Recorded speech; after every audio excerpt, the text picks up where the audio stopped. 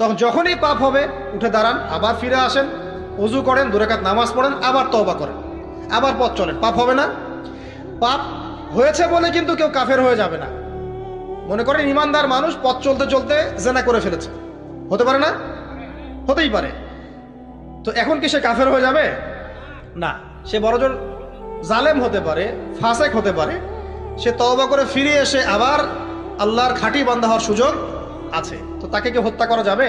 যাবে না। তো এই বিষয়টা খেয়াল রাখবেন যে ঈমানের জন্য 3টা শর্ত। 1, অন্তরে বিশ্বাস, 2, মৌখিক স্বীকৃতি, এবং 3 কি বলেন?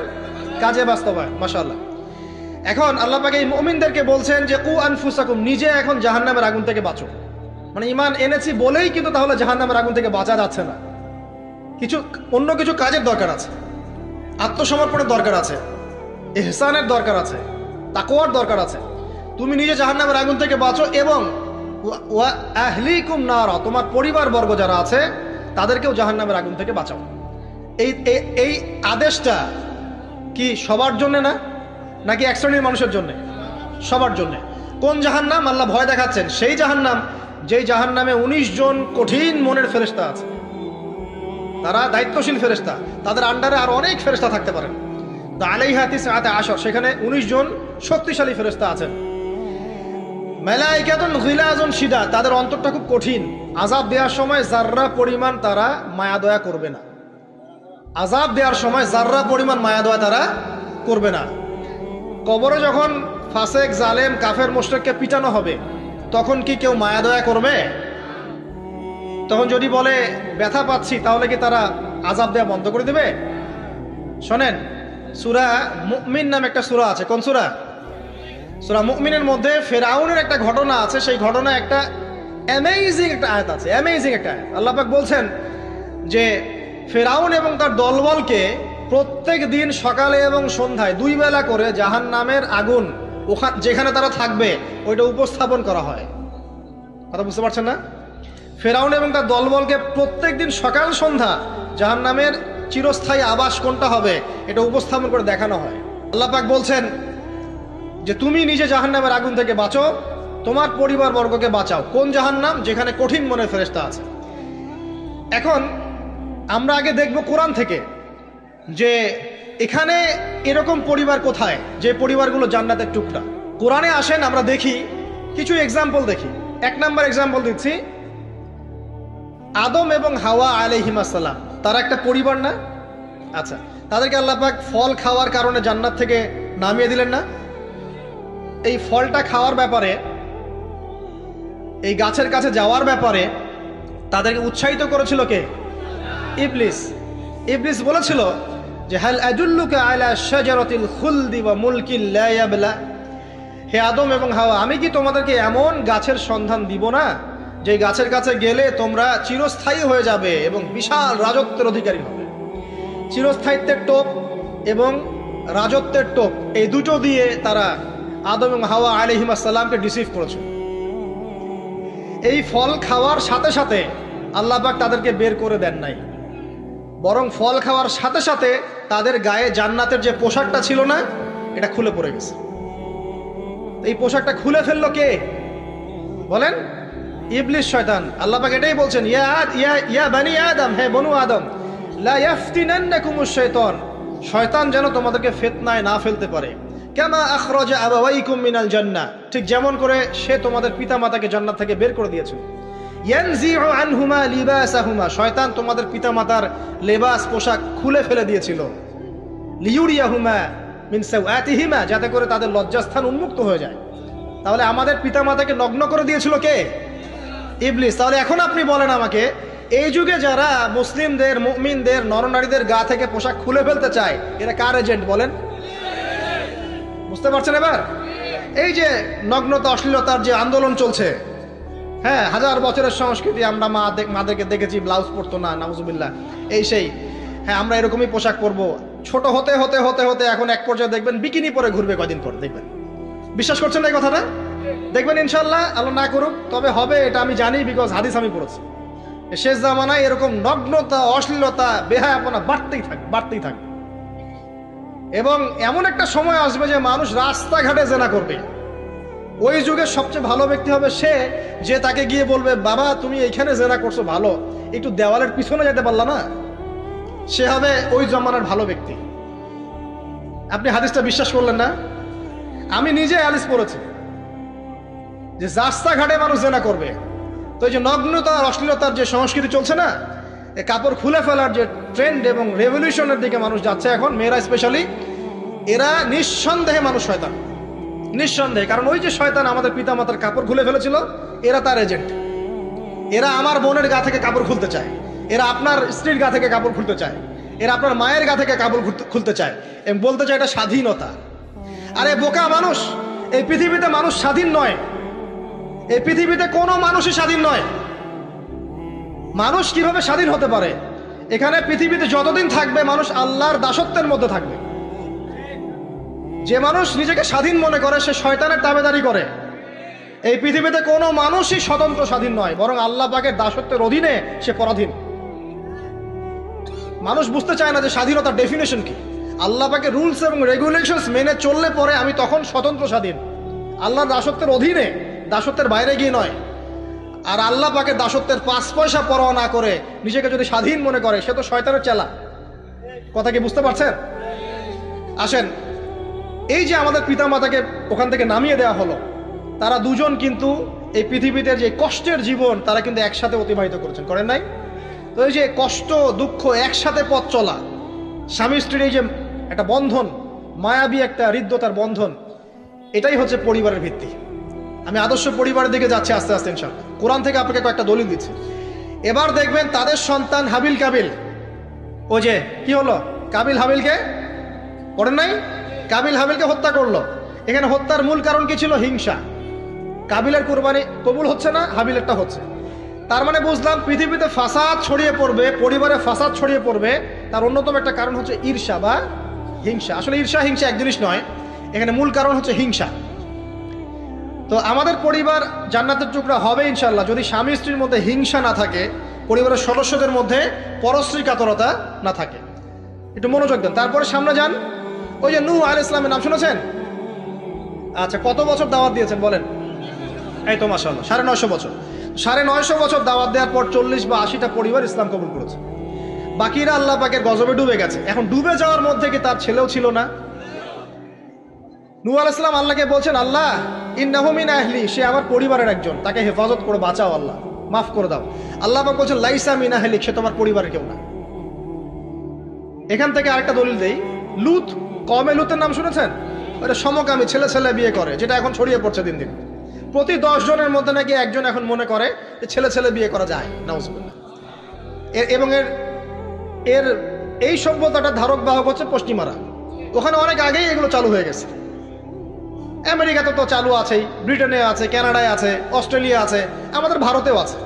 আর দিন দিন এখন এটাই যে আমাদের সাবকন্টিনেন্ট বাংলাদেশ এখানেও ঢুকে পড়েছে এবং এদের সংগঠন আছে, এদের পতাকা আছে, পতাকার মধ্যে রংধনুর সাইন আছে। হ্যাঁ, এরা এখন বাক স্বাধীনতার কথা বলে। তো ছেলে ছেলে, কিন্তু মেয়ে মেয়েও যে বিয়ে করে এটা কোরআনে পাই নাই। তো এখন দেখছি মেয়ে মেয়েও বিয়ে করে। কথা কি বিশ্বাস করছেন না? মেয়ে মেয়ে পর্যন্ত বিয়ে করে। তারপরে আরো দেখেছি ইদানিং যে লিভ টুগেদার চলছে বাংলাদেশে। এখন বিয়ের দরকার নেই, একসাথে থাকবেন, বিয়ের দরকার নেই, মানে আপনি একজন বান্ধবী একসাথে চলবেন স্বামী স্ত্রীর মতো, এটা লিভ টুগেদার। বলবে যে উন্নত সভ্যতার এগিয়ে গেছে, আমরা পিছিয়ে থাকবো কেন? শোনো, তোমরা আগাচ্ছ ঠিকই, তোমরা আগাচ্ছ কোন দিকে জানো? তোমরা আগাচ্ছ জাহান্নামের দিকে। তোমরা জাহান্নামের দিকে আগাচ্ছ, তোমরা ঠিকই আগাচ্ছ, অস্বীকার করছি না। তোমরা এগিয়ে যাচ্ছ ঠিকই, বাট জাহান্নামের দিকে। তোমাদের তাকদীরে যদি হেদায়েত না থাকে, জাহান্নামের মর্মান্তিক আযাব থেকে কেউ বাঁচাতে পারবে না। তো এই কওমে লুতকে আল্লাহ পাক ধ্বংস করেছে নির্মম ভাবে। ফেরেশতাদের পাখা দিয়ে পুরো জাতিটাকে তুলে, ওই যে কওমে লুত, জর্ডান, ডেড সি, ওই জায়গাটা, উপর থেকে পাথর বর্ষণ করে রজম করে উল্টা দিকে আবার দফন করে দেওয়া হয়েছে। এই কওমে লুতের নবীর নাম ছিলেন লুত আলাইহিস সালাম, ঠিক আছে? তার স্ত্রী পর্যন্ত কিন্তু ঈমান আনেন নাই, ঠিক নূহ আলাইহিস সালামের স্ত্রীর মতোই। নূহ আলাইহিস সালামের সন্তান স্ত্রী ঈমান আনে নাই, লুত আলাইহিস সালামের স্ত্রী ঈমান আনেন নাই। এবার এখান থেকে আমাদের পারিবারিক হেদায়েতটা কি বলেন? আপনি যদি একজন আলেমের সন্তানও হন, আপনি যদি একজন মুহাদ্দিস মুফাসসির মুফতিরও সন্তান হন, নিজে যদি তাকওয়া ঈমান অর্জন করতে ব্যর্থ হন, আপনার বংশ, আপনার পরিচয়, আপনার জাতীয়তাবাদ, আপনার রক্ত, বর্ণ কোনো কিছুই আপনাকে জাহান্নামের আগুন থেকে বাঁচাতে পারবে না। এই জন্য নবী সাল্লাল্লাহু আলাইহি ওয়াসাল্লাম তার কলিজার টুকরা মেয়ে ফাতিমা রাদিয়াল্লাহু আনহাকে বলছেন, হে ফাতিমা, দুনিয়াতে আমার কাছে যা চাওয়ার তুমি চেয়ে নাও, পরকালে আমি তোমার কিন্তু কোনো হেল্প করতে পারবো না। কিন্তু আমরা জানি নবী সাল্লাল্লাহু আলাইহি ওয়াসাল্লাম সবার জন্য আমভাবে সুপারিশ করবেন। তিনি তার স্ত্রী আয়েশা রাদিয়াল্লাহু আনহাকে কাঁদতে দেখে বলছেন, হে আয়েশা, কি জন্য কাঁদছো? আয়েশা রাদিয়াল্লাহু আনহা বলছেন, আল্লাহর আযাবের ভয়ে কাঁদছি ইয়া রাসূলুল্লাহ। নবী সাল্লাল্লাহু আলাইহি ওয়াসাল্লাম বলছেন, আয়েশা, তিনটা জায়গা থাকবে কিয়ামতের মাঠে যখন আমিও তোমাকে চিনতে পারবো না, তুমিও আমাকে চিনতে পারবে না। এক, যখন আমলনামা ছুড়ে দেওয়া হবে, ইকরা কিতাবাক ওয়া কাফা বিনাফসিকা আল-ইয়াওমা আলাইকা হাসিবা, কেউ কাউকে চিনবে না, সবাই ইয়া নাফসি ইয়া নাফসি। একটা হচ্ছে পুলসিরাত পার হওয়ার সময় কেউ কাউকে চিনবে না, ইয়া নাফসি। আরেকটা হচ্ছে যখন আমলনামা ওজন করা হবে মিজান, কেউ কাউকে চিনবে না। এখন যাদেরকে আপনার আপন মনে হচ্ছে না, আমি একটা কথা তো অনেকদিন বলেছি যে আল্লাহ সুবহানাহু ওয়া তাআলা ছাড়া ইহকাল পরকালে আমাদের প্রকৃত আপন কেউই নাই। কথা বুঝতে পারছেন না? না, সময় হোক বুঝতে পারবেন। এই যে যাদের কথা চিন্তা করে আপনি দুর্নীতি করছেন, ঘুষ খাচ্ছেন, সুদ খাচ্ছেন, এরা আপনাকে চিনবে না মরার পরেই। আপনি মারা যাবেন, এরা আপনাকে চিনবে না পরকালে। তখন যদি আপনি বলেন, হে আল্লাহ, আমি ওদের স্বার্থে সুদ খেয়েছি, পরিবার দেখাশোনা করার জন্য ঘুষ নিয়েছি, দুর্নীতি করেছি, ওরা উল্টা বলবে যে আল্লাহ, একে তো আমি নিতে বলি নাই, ওকে তো আমি নিতে বলি নাই, ওর হিসাব ও দিবে, আমি এসবের মধ্যে নাই। আপনার স্ত্রী আপনাকে কথা বলবে, ইয়াউমা ইয়াফিরুল মারউ মিন আখি, ভাই ভাই থেকে দৌড় দিয়ে পালাবে ওই দিন। উম্মিহি ওয়া আবি, তার মা বাপ থেকে পালাবে। ওয়া সাহিবাতিহি ওয়া বানি, এই যে স্ত্রী সন্তান, এগুলো থেকে পালাবে মানুষ। লিকুল্লি ইমরিইম মিনহুম ইয়াউমাইযিন শা'নু ইউগনি, প্রত্যেক সত্তা সেই দিন নিজেকে নিয়ে ব্যস্ত থাকবে। তো এখান থেকে শিক্ষা দেখেন যে পরিবার আদর্শ হবে যখন পরিবারের প্রত্যেকটা মানুষ নিজেকে নিয়ে ভাববে যে আমি কতটুকু ইমানদার হয়েছি। আমি কার সন্তান সেটা বড় কথা নয়, আমি কতটুকু ইমানদার হতে পেরেছি, কতটুকু মুত্তাকি হতে পেরেছি, আল্লাহওয়ালা হতে পারলাম, এটা মূল কথা। ফেরাউনের স্ত্রী আসিয়া, ফেরাউনের আন্ডারে থেকেও সে মুমিনা হয়েছে, হয় নাই? ফেরাউন যে বড় কাফের, এর কারণে কি তার স্ত্রী শাস্তি পাবে? পাবে না। বরং আমাদের নবীজি মেরাজের রাতে গিয়ে দেখেছেন এবং গন্ধ পেয়েছেন, সুঘ্রাণ ছড়াচ্ছে একটা জায়গা থেকে। তখন জিবরাইল আলাইহিস সালামকে জিজ্ঞাসা করলেন যে এখানে এত সুন্দর ঘ্রাণ কোত্থেকে আসছে? জিবরাইল আলাইহিস সালাম বললেন, এটা হচ্ছে ফেরাউনের স্ত্রী আসিয়ার ওই ঘর যেটা আল্লাহ পাক তার জন্য জান্নাতে মানে বানিয়েছেন, ওইখান থেকে এই সুঘ্রাণ আসছে। সুবহানাল্লাহ। তার মানে এখানে আমরা শিখলাম নিজের চরকায় তেল দিতে হবে, নিজে আমাকে নামাজ পড়তে হবে, নিজেকে আমল করতে হবে, নিজেকে দিনের জন্য কিছু করতে হবে, নিজেকে পর্দা করতে হবে। পরিবারের সদস্যদের দিকে তাকানোর এখন সময়, আগে নিজে। না হলে নবী পরিবারের সদস্য হয়েও দেখেন জাহান্নামে মানুষ যাচ্ছে। এবার সামনে যাই, চলেন। ইব্রাহিম আলাইহিস সালাম নাম শুনেছেন? আচ্ছা, তার বাবা কি করতেন? বড় পুরোহিত ছিলেন। আর যেখানে শিরক সেখানেই দেখবেন ইব্রাহিম, যেখানেই কুফর সেখানেই মুহাম্মদ সাল্লাল্লাহু আলাইহি ওয়াসাল্লামের জন্ম হয়, এটাই নিয়ম। তো সেখানে আল্লাহ পাক জন্ম দিলেন ইব্রাহিম আলাইহিস সালামকে, যিনি তার পিতাকে নসিহত করছেন, আব্বা তুমি কেন লিমা তা'বুদু, তুমি কেন এমন এক সত্তার ইবাদত করো, মা লা ইয়াসমাউ, যে শুনতেও পারে না, ওয়ালা ইউবসিরু, সে দেখতেও পারে না, ওয়ালা ইউগনি আনকা শাইআ, সে তোমার কোনো উপকারও করতে পারে না, ক্ষতিও করতে পারে না।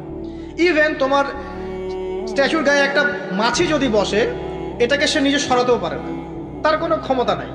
এখন তুমি কেন বাবা এর ইবাদত করছো? ইব্রাহিম আলাইহিস সালাম বলছেন। তখন তার বাবা বলছেন, আনতা রাগিবুন আন আলিহাতিনা ইয়া ইব্রাহিম, হে ইব্রাহিম, তুমি কি আমাদের এই উপাস্যদের থেকে মুখ ফিরাচ্ছ? যদি তুমি ফিরে না আসো তাহলে আমি তোমাকে বাসা থেকে বের করে দিব, তোমার মাথা পাথর দিয়ে মেরে ফাটিয়ে ফেলবো। তো ইব্রাহিম আলাইহিস সালাম তর্ক করলেন না, বললেন সালামুন আলাইক, আপনার উপর শান্তি বর্ষিত হোক। এই বলে তিনি বাসা থেকে বের হয়ে গেলেন। খেয়াল করে দেখেন, যুবক ছেলে ইব্রাহিম, সে তার পিতাকে দাওয়াত দিল, তার পিতা একজন বড় শিরকের কারিগর, যে তার দাওয়াত কবুল করলো না। কিন্তু ইব্রাহিম আলাইহিস সালাম কিন্তু মিথ্যার সাথে সত্যের আপোষ করলেন না। তিনি প্রয়োজনে একা চলে গেলেন বাড়ি থেকে, তারপরেও আল্লাহর আনুগত্য ছাড়লেন না। পরিবারের হেদায়েত এখানে নাই, আছে। আরো সামনে যান, ইব্রাহিম আলাইহিস সালামের একজন স্ত্রীর নাম কি? হাজেরা, আরেকজনের নাম কি? সারা। সারা আলাইহিস সালাম থাকেন ওই যে শামে, প্যালেস্টাইন, আর হাজেরা আলাইহিস সালামকে রেখে আসা হয়েছে কোথায়? মক্কায়। এই যে এখানে জামজাম কূপ তৈরি হলো। এখানে হাজরা আলাইহিস সালামকে রেখে যাওয়ার সময় তিনি বলছেন যে আমাদেরকে এই জনমানব শূন্য জায়গায় কেন রেখে যাচ্ছেন ইব্রাহিম? চুপ করে আছেন। আবার জিজ্ঞাসা করছেন, আবার চুপ করে আছেন।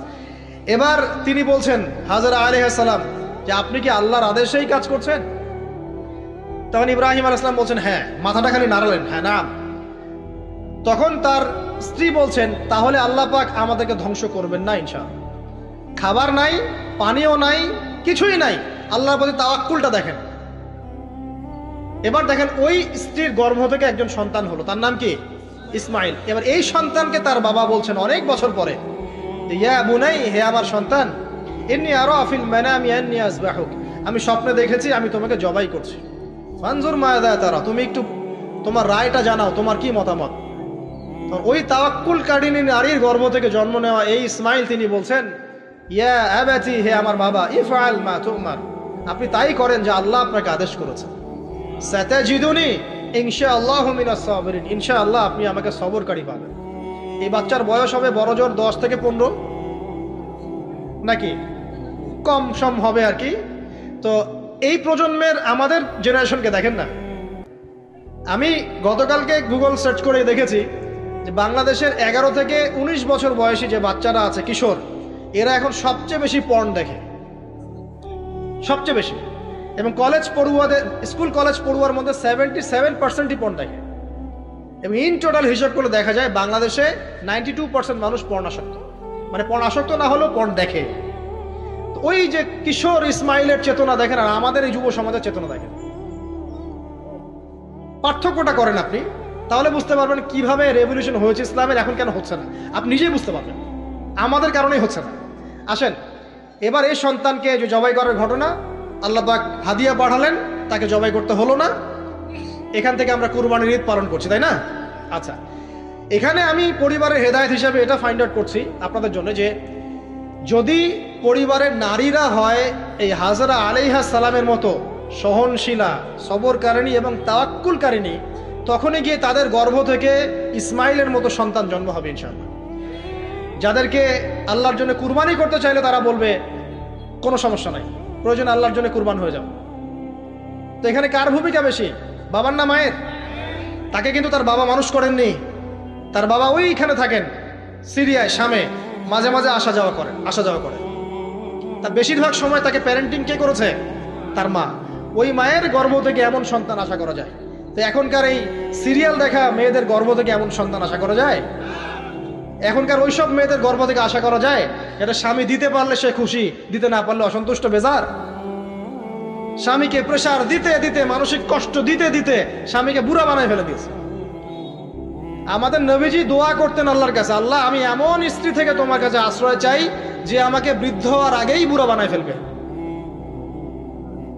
বৃদ্ধ হওয়ার আগেও স্ত্রী চাইলে স্বামীকে বুড়া বানাতে পারে।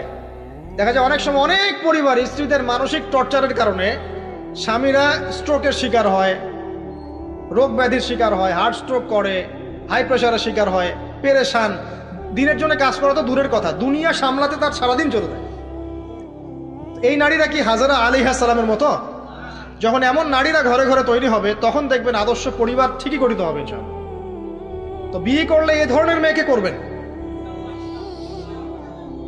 রূপের সৌন্দর্য দেখে, টাকা পয়সা দেখে আর অন্যান্য বিষয়গুলো দেখে এত বেশি ইমপ্রেসড হওয়ার দরকার নেই। আপনি দেখবেন দিনদারিতা আছে কিনা।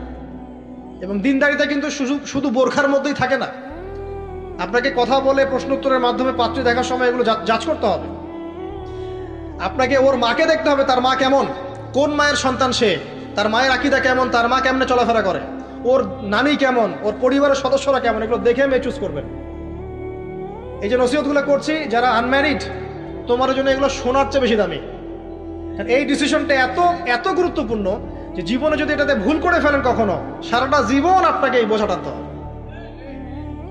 এবং এমন কষ্ট আসবে যেটা আপনার ওই যে বিয়ের পর নতুনত্বর সাময়িক। তিনি একজন বিজ্ঞ মানুষ ছিলেন, অনেকে বলেছেন নবী ছিলেন, কেউ বলেছেন নবী ছিলেন না, যাই হোক তিনি তার সন্তানকে কিছু নসিহত করছেন। কি চমৎকার নসিহত! তিনি সন্তানকে নসিহত করছেন, ইয়া বুনাইয়া, হে আমার ছোট্ট বৎস, লা তুশরিক বিল্লাহ, তুমি আল্লাহর সাথে কাউকে শরীক করো না। ইন্না শিরকা লা যুলমুন আযীম, কারণ শিরক হচ্ছে মহান জুলুম। ছোট্ট একটা বাচ্চা শিরকের বোঝেটা কি কিছু বোঝে? আমরা আমাদের ছোট বাচ্চাদেরকে কি শিখাই? জীবনে বড় হওয়া, প্রতিষ্ঠিত হওয়া, ইত্যাদি ইত্যাদি, তাই না? কিন্তু এখানে দেখেন লুকমান হাকিম আলাইহিস সালাম তিনি তার সন্তানকে শিরকের শিক্ষা দিচ্ছেন। পিতামাতার খেদমত করবে, তাদের অবাধ্য হবে না, সৎ কাজের আদেশ করবে, অসৎ কাজে নিষেধ করবে, ঠিক আছে? বিপদে পড়লে সবর করবে, গাধার মতো উচ্চস্বরে কথা বলবে না, এই নসিহতগুলো করছেন লুকমান তার সন্তানকে আলাইহিস সালাম। তো এখান থেকে প্যারেন্টিং পাচ্ছেন না যে আপনি আপনার সন্তানকে, পরিবারের সদস্যদেরকে কি নসিহত করবেন? এবার কোরআনের পাতায় পাতায় আছে। ইয়াকুব আলাইহিস সালাম তার সন্তানদেরকে নসিহত করছেন, আমার পরে তোমরা কার ইবাদত করবে? তারা বলছে আমরা আল্লাহর ইবাদত করবো ইনশাআল্লাহ তাআলা। ইউসুফ আলাইহিস সালামের সাথে তার পিতার একটা গভীর প্রেমের সম্পর্ক ছিল। আসহাবুল কাহফের মধ্যে আপনি এর এক্সাম্পল পাবেন। তো কোরআনের এভাবে পাতায় পাতায় আপনি দেখবেন যে আলহামদুলিল্লাহ আল্লাহ পাক আমাদেরকে আদর্শ পরিবার গড়ার এই মেসেজগুলো দিয়েছেন। বলতে গেলে অনেক লম্বা সময় চলে যাবে, তো বাকিগুলো আপনারা খুঁজে বের করবেন ইনশাআল্লাহ, আল্লাহ পাক তৌফিক দান করুন। এবার আসেন যে নবী সাল্লাল্লাহু আলাইহি ওয়াসাল্লাম এবং সাহাবায়ে কেরামের যুগে পরিবারগুলো কেমন ছিল। খুব শর্ট করে বলি, তখন পরিবারের মধ্যে তাওহীদ ছিল, ঠিক আছে?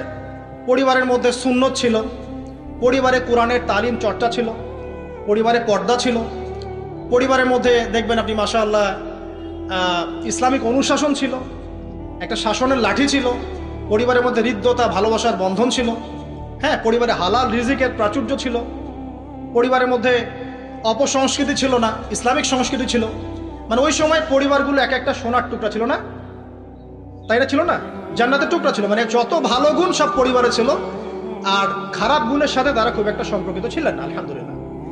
কিন্তু নবী সাল্লাল্লাহু আলাইহি ওয়াসাল্লাম শেষ জামানার হাদিসগুলো যখন বর্ণনা করেছেন, তখন যে কথাগুলো বলেছেন যে শেষ জামানায় পরিবারের ভাঙনগুলো বেশি হবে, বিচ্ছেদ বেশি হতে পারে, সন্তানরা দেখবেন পিতামাতাকে সম্মান করবে না, হ্যাঁ, পরিবারে আপনার অপসংস্কৃতি অনুপ্রবেশ করবে, জেনা বেড়ে যাবে, মাদক বেড়ে যাবে, অশ্লীলতা বেহায়াপনা বেড়ে যাবে, প্রতিবেশীর অধিকার ক্ষুণ্ণ করা হবে, ভাইয়ে ভাইকে খুন করবে, বোন বোনকে মানে চুলাচুলি করবে, মানে পরিবারে অশান্তি বিরাজ করবে, এমনটা হাদিসের মধ্যে কিন্তু বর্ণিত আছে, প্রচুর হাদিস আছে।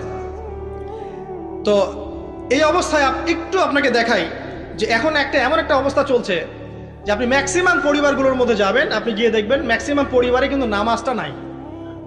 ম্যাক্সিমাম পরিবারে যাবেন, আপনি গিয়ে দেখবেন সেখানে কিন্তু পর্দাটা নাই। বেশিরভাগ পরিবারে আপনি যান, দেখেন দিনের ইলম চর্চার যে গুরুত্ব, এটা কিন্তু ওখানে দেখবেন আপনি নাই। বেশিরভাগ পরিবারে দেখেন আপনি এখানে হালাল হারামের কোনো পরোয়া নাই, রিজিক আসতেছে কোন দিক থেকে আসুক, ঠিক আছে? বেশিরভাগ পরিবারে দেখবেন স্বামী স্ত্রীর মধ্যে খুব একটা হৃদ্যতা ভালোবাসার বন্ধন পাওয়া যাচ্ছে না, প্যারেন্টিংসগুলো ঠিক নাই, খাবারের উৎসগুলো ঠিক নাই, অপসংস্কৃতি আছে পরিবারে, এখন মাদক ঢুকে গেছে, জেনা ঢুকে গেছে, পর্ন ঢুকে গেছে, ঠিক আছে? এই যে ডিভাইসের এডিকশন ঢুকে গেছে। মানে অন্তর্নিহিত সম্পর্কগুলো, যে হৃদ্যতা ভালোবাসার সম্পর্কগুলো ছিল এবং ইসলামিক নীতি নৈতিকতাগুলো ছিল, এখন এগুলো কিন্তু দিন দিন পরিবার থেকে কমে যাচ্ছে। এতে করে পরিবারে ডিভোর্স বাড়ছে। যেমন প্রতি 1 ঘন্টায় ঢাকায় একটা করে ডিভোর্স হয়, মানে প্রতি 24 ঘন্টায় 24টা ডিভোর্স ঢাকায় হয়, এবং আমেরিকার মতো কান্ট্রিতে প্রতি 13 সেকেন্ডে একটা করে ডিভোর্স হয়, ঠিক আছে? দেখা যায় গড়ে প্রতিদিন, এই বিশ্বে গড়ে প্রতিদিন 29 জন মানুষ আত্মহত্যা করছে এখন ফ্রাস্ট্রেট হয়ে, পারিবারিকভাবে, পারিবারিক কলহের শিকার হয়ে। দেখা যায় গড়ে প্রায় 30 to 40% মেয়ে এখন পারিবারিক সহিংসতার শিকার হচ্ছে, যৌতুকের কারণে, আপনার পরকীয়ার কারণে। আর পরকীয়ার কথা তো বলতেই ভুলে গেছে যে ম্যাক্সিমাম পরিবারে এখন পরকীয়া চলছে, স্বামী স্ত্রীকে নিয়ে সন্তুষ্ট না, স্ত্রী স্বামীকে নিয়ে সন্তুষ্ট না, দেখবেন পরকীয়া এটা কমন হয়ে যাচ্ছে। ম্যাক্সিমাম পরিবারে আপনি দেখবেন যে পর্ন ঢুকে গেছে, জেনা ঢুকে গেছে, মানে জেনাটাকে সহজ করে ফেলা হচ্ছে। এবং প্রগতির নামে আমরা এখন এমন কিছু কালচার লালন পালন করছি যেগুলো আস্তে আস্তে আমাদেরকে ইসলাম থেকে সরিয়ে দিচ্ছে। তো পরিবারের অবস্থা এখন ভয়াবহ খারাপ, আত্মহত্যার প্রবণতা বাড়ছে, যৌতুক বাড়ছে, আপনার মাদকাসক্ত ছেলে মেয়ের সংখ্যা বাড়ছে, হ্যাঁ, পর্ন এডিক্টেড ছেলের সংখ্যা বাড়ছে। এরা না দেশকে কিছু দিতে পারছে, না সমাজকে, না জাতিকে। এরা কিন্তু আসলে সম্পদ না, এরা বরং বোঝা হচ্ছে। দুনিয়াবী বিষয়গুলোকে অনেক বেশি গুরুত্ব দেওয়া হচ্ছে, এতে করে দিনটা কিন্তু সংকুচিত হচ্ছে। তো এগুলো বলতে থাকলে অনেক সময় চলে যাবে। তো এক কথায় পরিবারের ভাঙনটা এখন বেশি এবং পরিবারের নীতি নৈতিকতার অবস্থা খুব খারাপ। এর কারণগুলো আমরা ফাইন্ড আউট করলাম। কি কি কারণ? 1 নাম্বার ধরেন কোরআনের তালিম চর্চা উঠে যাওয়া, তাওহীদ উঠে যাওয়া, শিরকের অনুপ্রবেশ, সুন্নত উঠে যাওয়া, বেদাতগুলো ঢুকে যাওয়া, পরিবারে হারাম রিজিক ঢুকে যাওয়া, পরিবারের কর্তাদের নীরব ভূমিকা, হ্যাঁ, পরিবারে হাজরা আলাইহিস সালামের মতো মা না থাকা, পরিবারে খাদিজা রাদিয়াল্লাহু আনহার মতো স্ত্রী না থাকা, অনেক কারণ।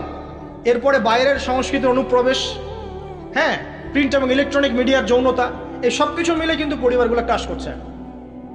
এতে করে দেখবেন অনেক সমস্যা হচ্ছে। যৌতুক টৌতুক তো বললাম, সবচেয়ে বড় কথা আপোষের যে মিল মোহব্বত, ওয়াজআলা বাইনাকুম মাওয়াজ্জাতা ওয়া রাহমা, এটা আস্তে আস্তে কমে যাচ্ছে। পরিবার যখন এরকম ভাঙনের শিকার হচ্ছে তখন দেখবেন সমাজের মধ্যে স্ট্যাবিলিটি নষ্ট হচ্ছে, এবং এই সমাজগুলোতেই আপনি কখনো আদর্শ রাষ্ট্র কায়েম করতে পারবেন না। এখন আসেন, জাস্ট এখান থেকে আমি আলোচনার শেষের দিকে যাব অল্প সময়, যে আমরা এখন কি কি কাজ করলে কিভাবে স্টার্ট করব আর কিভাবে আমরা এটাকে সলভ করতে পারি। এই সলিউশনটা দুই রকম। এক নম্বর হচ্ছে যারা অলরেডি পরিবারে ঢুকে গেছেন তাদেরকে অন্য জায়গা থেকে শুরু করতে হবে। মানে যারা অলরেডি পরিবারে ঢুকে গেছেন আপনাদেরকে তওবা করে ফিরে এসে আবার শুরু করতে হবে। আর যারা পরিবারে এখনো ঢোকেন নাই, আপনারা এখনো সৌভাগ্যবান। এখন থেকে যদি আপনারা এই নসিহতগুলো মেনে চলতে পারেন, ইনশাল্লাহ আপনার পরিবারটা 8-10টা পরিবারের মতো হবে না ইনশাল্লাহ। প্রথমে বলি তাদের কথা, যারা পরিবারে ঢুকে গেছি আমরা, তাদের কাজ কি? তাদের প্রথম কাজ হচ্ছে ঠান্ডা মাথায় বিশ্বের পরিস্থিতি, সমাজ দেশের পরিস্থিতিগুলো নিয়ে চিন্তা করা, ঠান্ডা মাথায় যে হচ্ছেটা কি আসলে। যখন দেখবো যে না আসলে ভালো কিছু হচ্ছে না, খারাপ হচ্ছে, তখন আপনার ভুলটা কোথায় সেটা আপনাকে ফাইন্ড আউট করতে হবে। আপনার ভুলটা কোথায় ছিল? আপনি এমন কাউকে বিয়ে করেছেন যে ফ্যামিনিস্ট, আপনি এমন একটা পরিবার গঠন করেছেন যেখানে আপনি কোরআনটা চালু করতে পারেন নাই, সবাই নামাজ পড়ছে না, সবাই পর্দা করছে না, হ্যাঁ, নিয়মিত তালিম হচ্ছে না। এখন আপনার কাজ কি? আগে তওবা করে ফিরে আসেন। ফিরে এসে আপনি জ্ঞান চর্চা শুরু করেন। আপনি নিজে রোল মডেল হয়ে দেখান, জ্ঞান চর্চা করে, আমল করে, পর্দা করে, ইসলামের জন্য কিছু করে একটা রোল মডেল স্থাপন করে দেখান, দেখিয়ে পরিবারকে আহ্বান করেন যে তোমরাও এদিকে আসো। এবং আপনার যত ক্ষমতা আল্লাহ পাক দিয়েছেন পরিবারে, অর্থনৈতিক ক্ষমতা বা স্বামী হিসেবে ক্ষমতা, বাবা হিসেবে ক্ষমতা, এটা আপনি পরিবারে প্রয়োগ করেন। প্রয়োগ করে পরিবারটাকে লাইনে আনার চেষ্টা করেন। এরপরে চেষ্টা করতে করতে করতে করতে যদি কোনো কাজই না হয় শেষ পর্যন্ত, অ্যাটলিস্ট আপনি আপনার দায়িত্ব পালন করেছেন। এখন তাদের ভার আল্লাহর হাতে ছেড়ে দেন, আপনি আপনার কবরের ফিকির করেন, ব্যাস। যার যার হক তাকে তাকে দিয়ে দেন, নিজের হকটা আল্লাহর কাছে চেয়ে নেন। আর দ্বিতীয় হচ্ছে তারা যাদের পরিবার এখনো শুরু হয়নি, আপনারা কিভাবে স্টার্ট করবেন? প্রথমে বলবো জ্ঞান চর্চা এখনই করে নেন, জ্ঞান অর্জনটা এখনই করে নেন। পরিবার গঠন হয়ে গেলে অনেক রেসপন্সিবিলিটি আসবে, তখন ডিফিকাল্ট। তো জেনারেল লাইনে পড়া, ইসলামিক পড়া একটা ব্যালেন্স করেন। আমি বলছি না জেনারেল পড়া ছেড়ে দেন, আমি এটা কখনো বলি নাই। ওটা পড়াশোনা করেন, ইসলামিক পড়াশোনাগুলো করেন, একটা ব্যালেন্স করেন। করে আপনি 5 ওয়াক্ত নামাজ শুরু করেন, আল্লাহ রাস্তায় সময় লাগান, কোরআন তেলাওয়াত করেন, আলেম ওলামার সোহবতে যান, হ্যাঁ, আত্মশুদ্ধিমূলক কাজ করেন, সমাজ কল্যাণমূলক কাজ করেন। পাশাপাশি আরও বলবো যে দিনই কাজে ব্যস্ত থাকেন, ভালো কাজে ব্যস্ত থাকেন। এভাবে নিজের ভিতরটাকে আগে পরিশুদ্ধ করে নেন।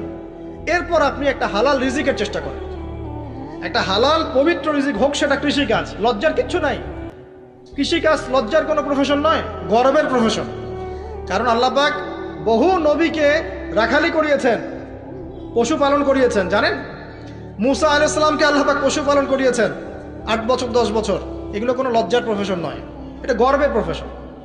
আপনি হালাল রিজিক, অর্থনীতি হোক, আপনার কৃষিভিত্তিক হোক, বা ব্যবসা করেন হালাল কোনো, বা গভর্নমেন্ট জব, বড় বড় গভর্নমেন্ট জবের জন্য ট্রাই করেন, সেটাও ভালো। যদি না পান, বেসরকারি জব পান, আলহামদুলিল্লাহ। খেয়াল রাখবেন, জব করতে গিয়ে, ব্যবসা করতে গিয়ে এবং রিজিকের সন্ধান করতে গিয়ে আপনার নামাজ যেন ছুটে না যায়, আপনার রিজিকে হারাম যেন ঢুকে না যায়, আপনাকে যেন সুদ খেতে না হয়, আপনাকে যেন ফ্রি মিক্সিংয়ে যেতে না হয়, এগুলো খেয়াল রাখেন। খেয়াল রেখে একটা হালাল রিজিকের সোর্স আগে বের করেন। প্রয়োজনে উদ্যোক্তা হন, নতুন কিছু উদ্যোগ গ্রহণ করেন, উদ্যোক্তা হয়ে নিজে কিছু প্রতিষ্ঠা করে দেখান, এমন কিছু করেন। এরপরে আপনি বিয়ের ফিকিরটা করেন, রিজিকের ব্যবস্থাটাকে করে নেন, তারপরে ওইদিকে যান। আপনার আপন ভাই হিসেবে আমি কথাগুলো বলছি, মনে করেন। এরপরে আপনি যখন বিয়ে করবেন, বললাম তো, মেয়ের জাস্ট দিনদারিতা দেখবেন। হ্যাঁ, এর উপর যদি সৌন্দর্য থাকে আলহামদুলিল্লাহ, বংশ ভালো হয় আলহামদুলিল্লাহ, মেয়ের অর্থ সম্পদ আছে আলহামদুলিল্লাহ। যদি এগুলোর কোনোটাও না থাকে, দিনদারিতা থাকে, জাস্ট ওটাকে দেখেন, আর কিছু দেখার দরকার নেই, এরপরে আরেকটা কথা বলতে ভুলে গিয়েছি, যে আপনি এই লেভেলে যাওয়ার আগে নিজেও পবিত্র থাকার চেষ্টা করেন। আপনি নিজে জেনায় যায় না, নিজে পর্নে যায় না, নিজে হারাম অ্যাফেয়ার্সে যায় না। যদি আপনি যান, তাহলে আল্লাহ পাক কিন্তু আপনাকে পবিত্র স্ত্রী নাও দিতে পারেন। এটাই আল্লাহ পাকের নীতি, যে একজন পবিত্র মানুষ পায়। ঠিক আছে, যে যেমন আল্লাহ পাক তাকে তেমন মিলিয়ে দেন, এটা আল্লাহ পাকের একটা সুন্নাহ। এর ব্যতিক্রম হতে পারে, কিন্তু আপনি যদি পবিত্র না থাকেন, আপনি পবিত্র স্ত্রী নাও পেতে পারেন। তা আপনি আগে নিজে পবিত্র থাকেন, তারপরে আপনি এখন মেয়ে দেখেন। আলহামদুলিল্লাহ, বললাম দিনদারিতা প্রাধান্য দেন। এখানে হাদিসে এটা বলা হয় নাই যে 4টা গুণ দেখে বিয়ে করো, বরং বলা হয়েছে 4টা গুণ দেখে সাধারণত বিয়ে করা হয়। ঠিক আছে, করো আদেশটা এমন নয়, ইনকাহ কথাটা এমন নয়, বা ইনকাহু এমন নয়, তুনকাহু মানে বিয়ে সাধারণত করা হয়। কেউ টাকা দেখে, কেউ সৌন্দর্য দেখে, কেউ দেখে বংশ, তুমি দেখো দিন। নবীজি বলছেন তুমি দিন দেখো, না হলে তোমার হাত ধুলে ধূসরিত হবে, মানে ধ্বংস হয়ে যাবে তুমি। আর দিন দেখার ক্ষেত্রে শুধু বাইরের গেট আপটা যথেষ্ট নয়, তার পড়াশোনা দেখেন, তার হিস্ট্রি ঘাটবেন, তার অতীতে সে কোথায় কোথায় পড়াশোনা করেছে, কি করেছে, খোঁজ খবর নেবেন। হুট করে তাড়াহুড়া করে কোনো ডিসিশন নিয়ে ফেলবেন না, এটা খুব ভুল করে মানুষ। ঠিক আছে, তার হিস্ট্রি ঘাটেন, যে সে কোথায় পড়াশোনা করেছে, কি করেছে না করেছে, তার পরিবারের বায়োডাটা ঘাটেন, তার পরিবারের সদস্যরা কেমন, নামাজ পড়ে কিনা, তার ইসলামের প্রতি কেমন ধারণা পোষণ করে। তার মাকে দেখেন, তার মা পর্দা করে কিনা, তার মা ইসলামের উপর আছে কিনা। তার নানিকে দেখেন, তার পরিবারবর্গকে দেখেন, তারপর আপনি ডিসিশন নেওয়াটা সহজ হবে। এগুলোর চেয়ে ব্যতিক্রমও হতে পারে। ওই আজারের পরিবারে ইব্রাহিমের জন্ম হতে পারে, ফেরাউনের আন্ডারে আসিয়ার জন্ম হতে পারে, থাকতে পারে, কিন্তু এটা ব্যতিক্রম। নর্মালি কিন্তু সবসময় এমনটা হয় না। যে প্যারেন্টিংস দিয়ে তারা বড় হয়েছে, ওই প্যারেন্টিংস তাদের মধ্যে থেকে যায়। এই কারণে মেয়ের ব্যাপারে খুব সেন্সিটিভ থাকবেন, আগে পুরো বিষয়গুলো ঘেটে নিয়ে তারপরে আপনি কোনো জায়গায় পা দেন। তারও আগে ইস্তেখারা করবেন আল্লাহর কাছে, যে আল্লাহ আমি তোমার কাছে ইস্তেখারা করছি, আমি জানি না যে কোনটা আমার জন্য ভালো হবে, কোনটা খারাপ। আল্লাহ এটা যদি আমার জন্য ভালো হয় সহজ করে দাও, যদি খারাপ হয় আল্লাহ দূর করে দাও। নিজের উপর চাপ নিয়েন না। তারপরে যদি দেখেন আলহামদুলিল্লাহ দিনদার, আর ডানে বামে দেখার দরকার নাই। যদি আপনি আপনার মনের মতো দিনদার পবিত্র একজন মেয়ে পেয়ে যান, আর যদি সে সুন্দরীও হয় মাশাআল্লাহ, আর ভালো বংশের হয়, তাহলে সারাটা জীবন তাকে নিয়ে কাটিয়ে দেন, সারাটা জীবন তাকে নিয়ে কাটিয়ে দেন, আপনি হ্যাপি হবেন ইনশাআল্লাহ। ডানে বামে দেখার আর দরকার নাই।